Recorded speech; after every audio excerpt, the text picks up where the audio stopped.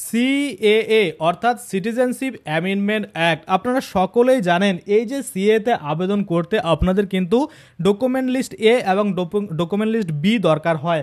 আমরা দেখতে পাচ্ছি ডকুমেন্ট লিস্ট এতে কিন্তু 10টা ডকুমেন্টসের কথা বলা হয়েছে এবং ডকুমেন্ট লিস্ট বিতে কিন্তু 20টা ডকুমেন্টসের কথা বলা হয়েছে। টোটাল 30টা ডকুমেন্টের মধ্যে আপনাদের যে কোনো 2টা ডকুমেন্টস কিন্তু থাকতেই হয়। যদি কোনো ডকুমেন্ট না থাকে তাহলে করণীয় কি? অনেকেই রয়েছে যাদের কিন্তু কোনো ডকুমেন্ট নেই, ডকুমেন্ট লিস্ট এ থেকেও নেই, ডকুমেন্ট লিস্ট বি থেকেও নেই। সেক্ষেত্রে আপনারা কি করবেন? বা কারো কারো ক্ষেত্রে দেখা যায় ডকুমেন্ট লিস্ট এতে নেই কিন্তু ডকুমেন্ট লিস্ট বিতে একটা ডকুমেন্ট রয়েছে, এতে কিন্তু একটাও নেই। সেক্ষেত্রে আপনারা কি করবেন?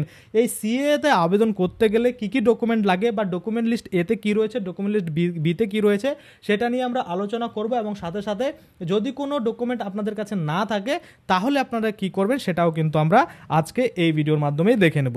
এবার আমি আপনাদের বলি, এই নিয়ে কিন্তু একটা ভিডিও আমি বানিয়েছিলাম অনেকদিন আগে, কয়েকদিন আগে ভিডিওটা আপলোড হয়েছে। সেখানে আমি আপনাদের ডিটেলসে দেখিয়েছিলাম যে সিএতে আবেদন করতে আপনাদের কিন্তু বেশ কিছু ডকুমেন্টস রয়েছে যেগুলো কিন্তু ম্যান্ডেটারি লাগবেই। 6টার মতো কি 7টার মতো ডকুমেন্ট আপনাদের একদম লাগবেই, না হলে কিন্তু আপনারা আবেদন করে কোনো লাভ হবে না।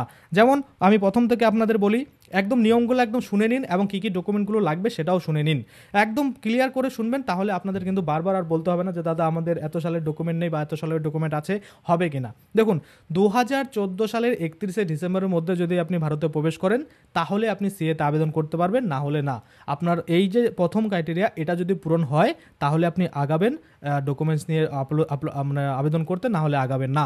কারণ যদি প্রথম যে কাট অফ ডেট দেওয়া হয়েছে সেটাই আপনি কোয়ালিফাই না করেন তাহলে পরবর্তী স্টেপগুলো আর কোনো কাজের নয়। হলো দ্বিতীয়ত বলেছে আপনাকে কিন্তু ওই যে 6টা সম্প্রদায় রয়েছে, 5টা সম্প্রদায় বা 5টা 6টা সম্প্রদায় রয়েছে, হিন্দু, পার্সি, জৈন, বুদ্ধিজম, জৈনজিম, তারপরে কি আছে পার্সি, খ্রিস্টান, এইসব ধর্ম থেকে যদি আপনি বিলং করেন এবং অবশ্যই আপনি যেন পাকিস্তান, আফগানিস্তান এবং বাংলাদেশ থেকেই আসেন তাহলেই আপনারা এই ভারতীয় নাগরিকত্বের জন্য আবেদন সিএর মাধ্যমে সেটা করতে পারবেন।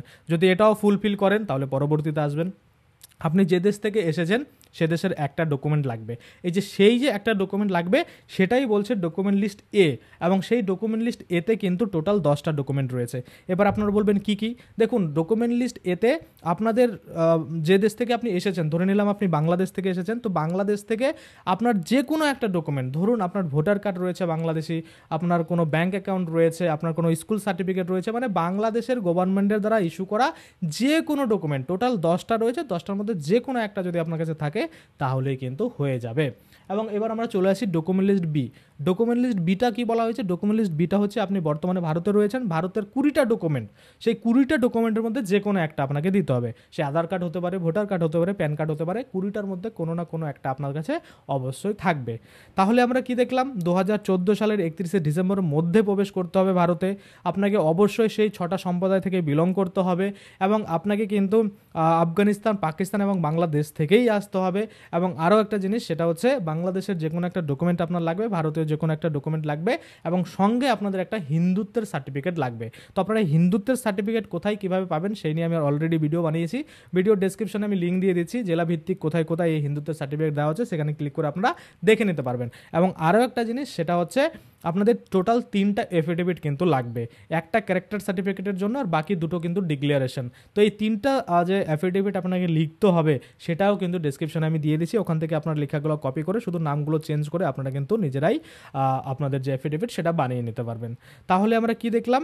আপনাদের 3টা এফিডেভিট লাগবে, একটা হিন্দুত্বের সার্টিফিকেট লাগবে, আপনার একটা মোবাইল নাম্বার লাগবে, একটা ইমেল আইডি লাগবে, বাংলাদেশের একটা ডকুমেন্ট লাগবে এবং ভারতীয় একটা ডকুমেন্ট লাগবে। 2014 সালের 31শে ডিসেম্বরের মধ্যে আপনাকে ভারতে প্রবেশ করতে হবে, আপনাকে বাংলাদেশ, আফগানিস্তান এবং পাকিস্তান এই 3টা দেশ থেকে আসতে হবে এবং 5টা যে সম্প্রদায় রয়েছে সেই 5টা সম্প্রদায় বা 6টা সম্প্রদায় রয়েছে সেই 6টা সম্প্রদায় ভুক্ত কিন্তু হতে হবে, তাহলেই আপনি এই যে সিএতে আবেদন করার যোগ্য। বুঝতে পারছেন? একদম এ টু জেড আপনাদের বুঝিয়ে দিলাম। এবার এই যে ডকুমেন্ট লিস্ট এ এবং ডকুমেন্ট লিস্ট বি, এটাতে কিন্তু আপনাদের টোটাল 30টা ডকুমেন্ট রয়েছে, 30টার মধ্যে যে কোনো 2টা হলে আপনারা আবেদন করতে পারবেন। সবথেকে ইম্পর্টেন্ট হচ্ছে ডকুমেন্ট লিস্ট এ, কারণ বাংলাদেশের যাদের কাছে ডকুমেন্টস আছে তাদের কিন্তু আর কোনো প্রবলেম নেই, তারা কিন্তু আরামসেই নাগরিকত্ব পেয়ে যাবে। কিন্তু যাদের কাছে বাংলাদেশের ডকুমেন্ট নেই তাদের কি হবে? বা এই যে এখানে কি বলছে, যদি কোনো ডকুমেন্ট না থাকে তাহলে করণীয় কি? দেখুন, যদি কোনো ডকুমেন্ট না থাকে তাহলে করণীয় 2-3টে রয়েছে বা 2টো আমরা ধরতে পারি। এক হচ্ছে এখানে আবেদন করার সময়, অর্থাৎ সিএতে আবেদন করার সময় একটা অপশন দেয় এটাই 10 নম্বর কলামে, যেখানে বলা থাকে যে বর্তমানে আপনি বাংলাদেশের ডকুমেন্ট দেখাতে পারছেন না, কিন্তু পরবর্তীতে দেখাবেন, সেখানে ক্লিক করে আপনি কিন্তু অ্যাপ্লিকেশনটা সাবমিট করতে পারবেন। এটা একটা। দ্বিতীয়ত আরেকটা, যাদের কাছে কোনো ডকুমেন্ট নেই তারা কিন্তু ডকুমেন্ট জোগাড় করার ব্যবস্থা করুন। অর্থাৎ আমরা এর আগের ভিডিওতে দেখেছিলাম যে একটা লোক কিন্তু ভারতে থেকেই বাংলাদেশের ডকুমেন্ট জোগাড় করতে পেরেছে।